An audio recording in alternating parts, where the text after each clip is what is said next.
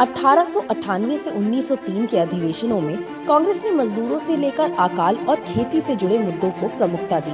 1898 के कांग्रेस अधिवेशन की अध्यक्षता करते हुए आनंद मोहन बोस ने आजादी के आंदोलन में उत्साह भरते हुए कहा था कि लोगों ने अपने लिए, देश के लाखों गरीब लोगों के लिए सोचने का साहस किया है और इसके लिए वो सरकार की नाराजगी झेलने के लिए भी तैयार हैं। 1899 के अकाल के चलते भुखमरी और बीमारी से लाखों लोग और अनगिनत मवेशी मारे गए। संकट के दौर में अंग्रेज सरकार भी भारतीयों के प्रति उदासीन थी। उस दौर में अंग्रेजों ने भी कांग्रेस की चिंताओं और आवाजों को नजरअंदाज करने की भूल की थी।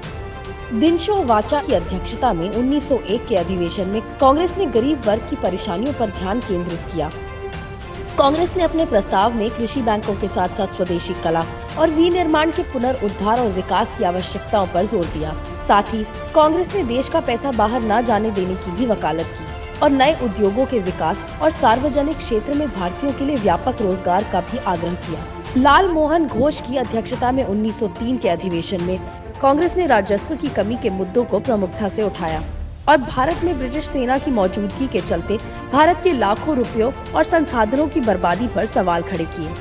नागरिक किसी भी देश की सबसे मूल्यवान धरोहर होती है। अपने देश और देशवासियों के अधिकारों के लिए लड़ जाने का भाव ही आपको धरोहर के रूप में जिंदा रखता है।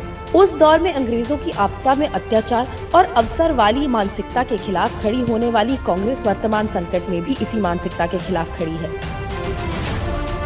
हमारी लड़ाई जारी रहेगी, देश के लिए, देश की बेहतरी के लिए। जय हिंद। अपने सुझावों के लिए हमें धरोहर@inc.in पर लिखें।